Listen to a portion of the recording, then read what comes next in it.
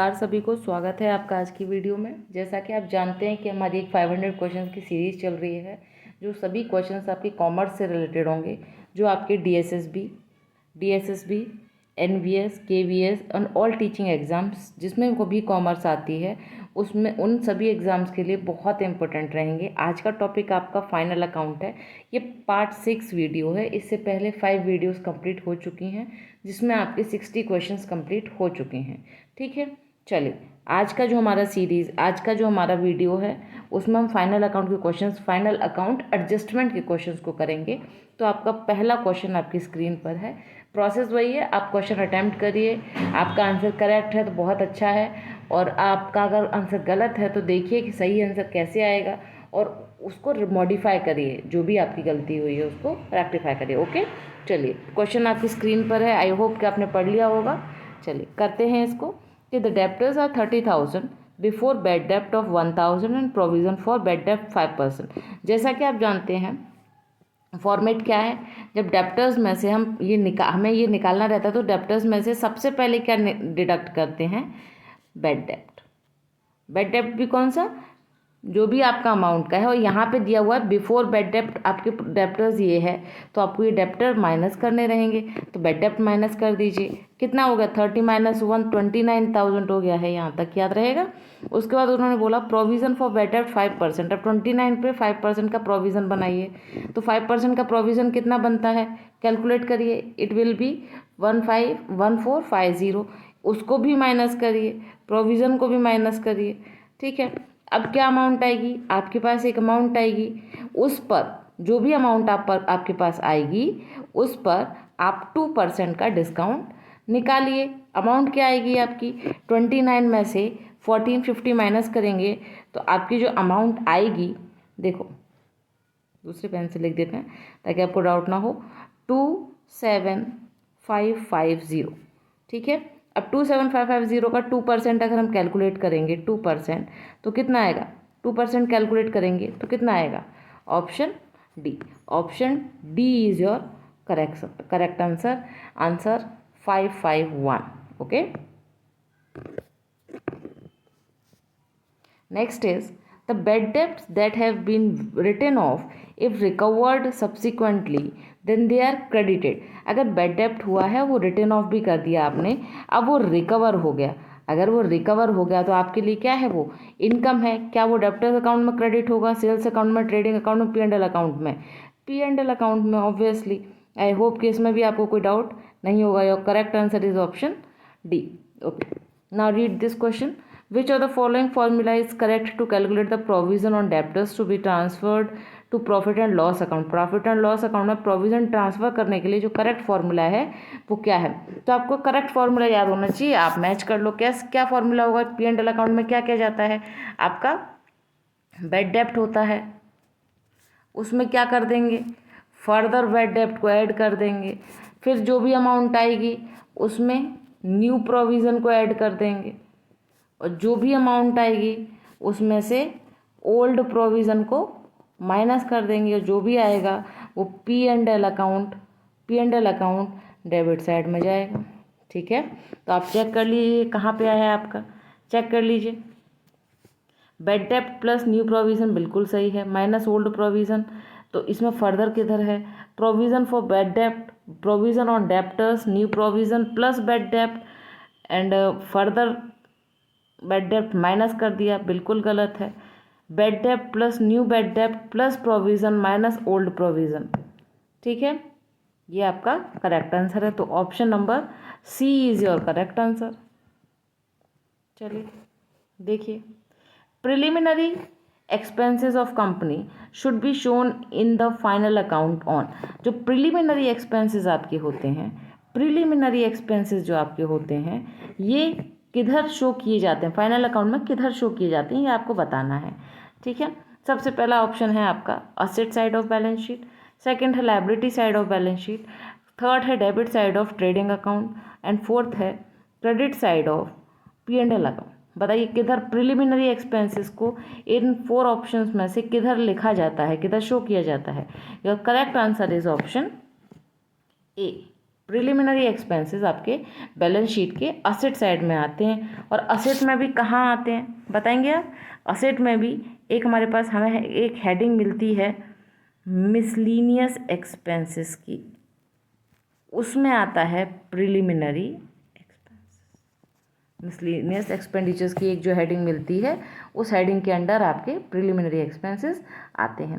Now next question on your screen, manager's commission is given at the rate of 10% on the profit. Manager commission कितना देना है?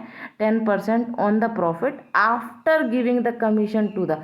अब जैसा कि आप जानते हैं मैनेजर कमीशन के कितने मेथड हैं?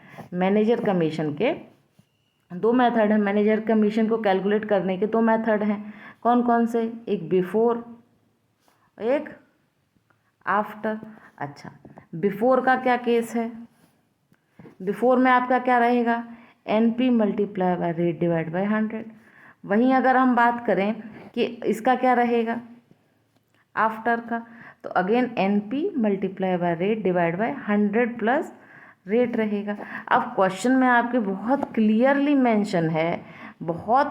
मेंशन है कि आपका ये जो केस है वो कौन सा वाला केस है? आफ्टर वाला। अच्छा, giving commission to him if the profit before commission is इतना। आपके पास NP गिवन है, 154,000,000। आफ्टर का केस है। आफ्टर के केस में आपका क्या होगा? रेट कितना है? 10% डिवाइड बाय 100 प्लस रेट कितना है? 10। तो आपका कितना हो जाएगा? इसको ये जो है प्रोसेस, इसको हम लिख सकते हैं 10/110 लिख सकते हैं ना। चलिए, तो इसी को हम लिख देते हैं 110। ठीक है, कैलकुलेट करते हैं तो आपका ये कट होगा, ये आ जाएगा 14,000। Your correct answer is option A. Okay, now Schedule 3 Part 2 of Companies Act 2013 deal with which one of the following? इनमें से किससे डील करता है? Schedule 3 Part 2 of Companies Act 2013 किससे डील करता है? पढ़ के बताइए। क्या वो बैलेंस शीट से, फॉर्मेट ऑफ बैलेंस शीट से डील करता है? Format of P&L account, format of trading account, format of cash flow, किससे डील करता है? आपका करेक्ट आंसर आपने मार्क कर लिया होगा। यहाँ आपका करेक्ट आंसर है option B, format of P&L account. Okay, चलिए नेक्स्ट क्वेश्चन है, letter of credit, guarantees, forwarding contract etcetera comes under which one of the following? ये जो एग्जाम्पल्स आपको दिए हुए हैं LOC, गारंटीज, फॉरवर्ड कॉन्ट्रैक्ट, ये किसके अंडर में आते हैं? क्या वो लायबिलिटीज़ ऑफ बैंक कहलाती हैं, या असेट्स ऑफ बैंक कहलाती हैं, या foreign exchange item of bank कहलाते हैं, या of balance sheet item of bank कहलाते हैं? बताइए क्या कहलाते हैं ये? LOC, guarantees, forward contract etcetera, ये क्या कहलाते हैं? आई होप कि आपने अपना आंसर मार्क कर लिया होगा। करेक्ट आंसर है ऑप्शन डी, ये of balance sheet item of banks कहलाते हैं। मतलब ये बैलेंस शीट में नहीं लिखे जाते, लेकिन ये चीज़ें बैंक के लिए ज़रूरी होती हैं, तो इनको वो लिखते ज़रूर हैं, है ना, बनाते, प्रिपेयर ज़रूर करते हैं। चलिए नेक्स्ट क्वेश्चन है, what is the prescribed order of writing of the following provisions in the balance sheet of a companies as required by the Indian Companies Act 1956 Part 1 Schedule 4। देखिए ये जो पूछा गया है, ये पूछा गया है कि इनको रिटर्न ऑफ करने का क्या सीक्वेंस रहेगा, किसको पहले करेंगे, किसको लास्ट में करेंगे, और ये किस फॉर्मेट के थ्रू पूछा है? ये पूछा है ICA 1956 Part 1 Schedule 4 के अंडर क्या सीक्वेंस रहेगा? पहले आप बताइए, फिर नए नियम के अकॉर्डिंगली अभी बताएंगे। तो सबसे देखिए, provision for contingent liability, proposed dividend, provision for taxation, provision for provident fund scheme. तो सबसे पहले जो हमें दिख रहा है कि हम सबसे पहले हमें मार्क करना पड़ेगा, क्या मार्क करना पड़ेगा? टैक्स। सबसे पहले हमें क्या देना पड़ेगा? टैक्स देना पड़ेगा। ठीक है, तो हमें ऑप्शन से ही पता चल रहा है कि या तो ए हो सकता है या बी हो सकता है, सी और डी तो नहीं हो सकते। दूसरा, प्रोविज़न फॉर टैक्सेशन के बाद हमारे पास जो ज़रूरी है वो क्या है? प्रपोज डिविडेंड है। ठीक है, तो अब ये तो डी हो रहा है, ये भी कट गया, तो बचा क्या? क्या करेक्ट ऑप्शन बचा है? ऑप्शन बी एलिमिनेशन मेथड से भी आप करेक्ट आंसर पा सकते हैं। तो प्रोविज़न फॉर टैक्स सबसे पहले देंगे, फिर प्रपोज डिविडेंड होगा, प्रोविज़न फॉर कंटीजेंस लायबिलिटी होगी, और फिर लास्ट में जो स्कीम फंड में प्रोविज़न है उसको अप्लाई किया जाएगा। So your correct answer is option B. अच्छा, अब बात करते हैं कि ये तो प्रोसेस था 1956 के अकॉर्डिंग, क्या ये 2013 के अकॉर्डिंग भी कहीं मेंशन है? बिल्कुल है। ये जो सेम प्रोसेस है, सेम सीक्वेंस है, इसी तरीके से इनको दिया जाएगा। बस इन्होंने क्या कर दिया है, अब ये इंडियन कंपनीज एक्ट 2013 के अकॉर्डिंग ये पार्ट 1 में ही शेड्यूल 3 के अंडर में आते हैं। ठीक है, शेड्यूल 3 में आता है। चलिए नेक्स्ट देखिए question, if opening stock is 10,000, purchase 30,000, direct expense 4,000, closing stock is 5,000, cost of goods sold would be. आपको सारी इन्फॉर्मेशन गिवन है, आपको बताना है कि यहाँ पर कॉक्स क्या होगी, कॉस्ट ऑफ गुड्स सोल्ड क्या होगी। तो सबसे पहले तो आपको उसका फॉर्मूला ही पता होना चाहिए। फॉर्मूला क्या होता है, चलिए लिखेंगे। सबसे पहले कॉक्स का formula, cost of goods sold का फॉर्मूला क्या होगा, सबसे पहले opening stock plus net purchase plus direct expenses plus minus closing stock, right.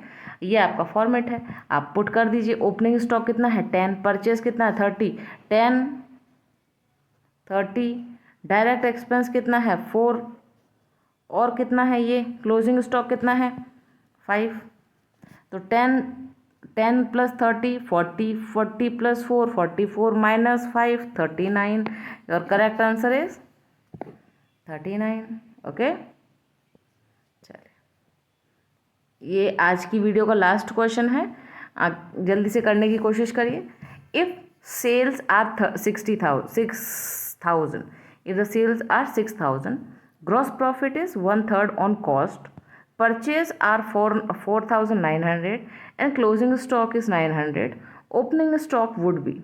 तो हमें ये पता है कि opening stock, closing stock, purchase ये हमें मिलते हैं कॉक्स के फॉर्मूले में, लेकिन हमें ये दिख रहा है कि इस क्वेश्चन में कॉक्स डायरेक्टली गिवन नहीं है। तो हमें ये पता है कि कॉक्स का एक और फॉर्मूला है जिससे हम उसको कैलकुलेट कर सकते हैं। वो क्या फॉर्मूला है हमारे पास है, GP equals to net sale minus COGS. यहाँ तक हमें पता है कि हमारे पास एक ये फॉर्मूला है।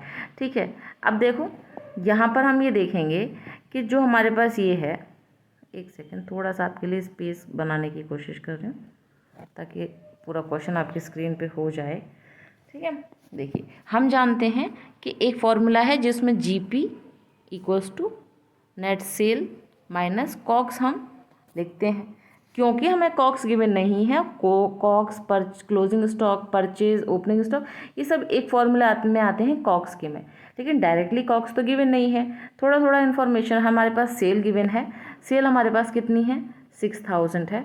GP हमारे पास उन्होंने बोला है कि ग्रॉस प्रॉफिट है, वो क्या है 1/3 ऑन कॉस्ट है। अब ये cost always cost is nothing but they are talking about the cost of good sold. ठीक है, तो ये जो कॉस्ट है ये कॉक्स ही गिवन है। तो हम ऐसे लिख सकते हैं, ऐसे लिख सकते हैं कि जो हमारा GP है, एक सेकेंड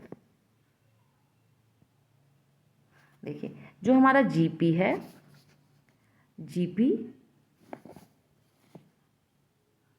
इज 1/3 ऑफ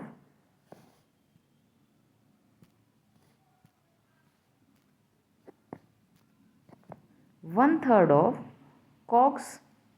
इक्वेशन निकल के आएगी 1 कॉक्स इक्वल्स टू 3 GP।